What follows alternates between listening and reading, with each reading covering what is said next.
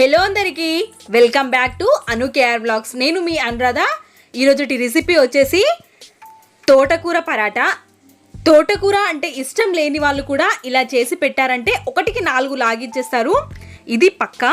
ఇంకా ఎలా చేయాలో ప్రాసెస్లోకి వెళ్ళిపోదాం. నేను ఒక చిన్న కట్ట తోటకూరని తీసుకున్నాను. ఇక్కడ తోటకూరలో ఆకులు మాత్రమే తీసుకున్నాను, కాడలు యాడ్ చేయలేదు. ఇక్కడ మనం మంచిగా 2 సార్లు కడుక్కొని వాటర్ లేకుండా మంచిగా వాటిని ప్రెస్ చేస్తూ మొత్తం వాటర్ని పిండేసుకొని ఒక మిక్సీ జార్లోకి యాడ్ చేసుకోవాలి. వాటర్ ఎక్కువ ఉంటే మనకి కరెక్ట్గా బ్లెండ్ అవ్వదు ఆకు అనేది. కాబట్టి మనం ఆకులు మొత్తం వేసేసిన తర్వాత మిక్సీ పట్టే ముందు ఒక 2 స్పూన్ల వరకు వాటర్ వేస్తే సరిపోతుంది. ఇట్లా వాటర్ మొత్తం పిండేసుకున్న తర్వాత మనం ఒక మిక్సీ జార్లోకి తీసేసుకొని అందులోకి 2 పచ్చిమిర్చి, కారం అయితే 1 తీసుకోండి. నేను ఇక్కడ 2 చపాతీలకి మాత్రమే చూపిస్తున్నాను.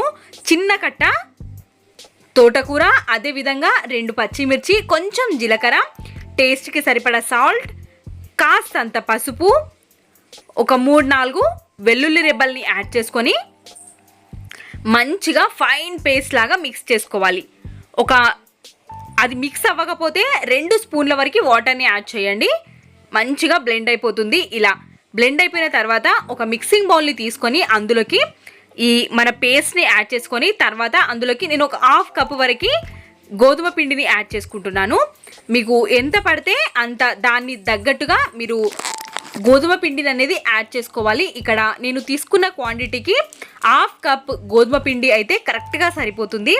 దీన్ని ఒక చపాతీ పిండి కలుపుకున్నట్టుగా ఒక ముద్దలాగా కలిపేసుకోవాలి. మొత్తాన్ని మంచిగా ప్రెస్ చేస్తూ కలుపుకున్నారంటే చపాతీలు అనేవి మనకి ఎంత సాఫ్ట్గా అయితే వస్తాయో అదేవిధంగా ఈ తోటకూర కలిపిన పిండి కూడా మనం అదే విధంగా కలుపుకున్నామంటే ప్రెస్ చేస్తూ మెత్తగా వస్తాయి. కాబట్టి ఇలా ప్రెస్ చేసుకొని కలుపుకొని మీకు టైం ఉంటే ఒక 5-10 మినిట్స్ పక్కకు పెట్టుకోండి, లేదంటే అప్పటికప్పుడు కూడా మనం చేసేసుకోవచ్చు. ఇలా నేను 2 చపాతీలకి మాత్రమే ఈ పిండిని తీసుకున్నాను కాబట్టి 1/2 కప్ సరిపోతుంది. ఇలా పొడి పిండి సహాయంతో మనం చపాతీలాగా చేసేసుకోవడమే.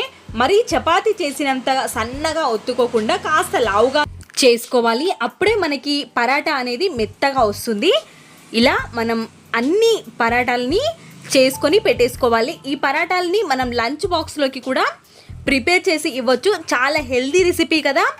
డైట్ చేయాలి అనుకున్న వాళ్ళు కూడా ఈ పరాటాలని తిన్నారంటే చాలా హెల్దీగా వెయిట్ లాస్ అవుతారు త్వరగా కూడా. కాల్చుకునేటప్పుడు మనం ఆయిల్ లేకుండా కాల్చుకున్నామంటే డైట్ చేసే వాళ్ళు కూడా ఈజీగా ఈ 2-3 పరాటాలని ఈజీగా తినేయొచ్చు.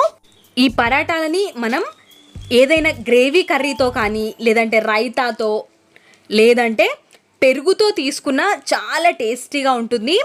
మనం ఏమీ లేకుండా కూడా తినేయొచ్చు, అంత టేస్టీగా ఉంటాయి. ఎందుకంటే మనం ఇందులోకి మిర్చి యాడ్ చేసాము, వెల్లుల్లి, జీలకర్ర, సాల్ట్ యాడ్ చేసాం కాబట్టి వీటితోనే మనకి టేస్ట్ బాగుంటుంది. ఈజీగా లంచ్ బాక్స్లోకి మనం చిన్నపిల్లలు ఎక్కువగా ఆకుకూరలు తినను అని మారం చేస్తూ ఉంటారు. అలాంటి పిల్లలకి ఇలా చేసి పెట్టండి.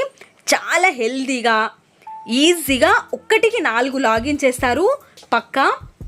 కాబట్టి ఈజీగా అయిపోయే రెసిపీయే ఇది. మరీ ఎక్కువ కష్టపడాల్సిన అవసరం లేదు. కాబట్టి ఇలా ఒక్కసారి ట్రై చేయండి. మీకు నచ్చినట్టయితే లైక్, షేర్, సబ్స్క్రైబ్ చేయడం మర్చిపోవద్దు. ఇలాంటి మరెన్నో క్విక్ అండ్ ఈజీ రెసిపీస్ నా ఛానల్లో చాలా ఉన్నాయి.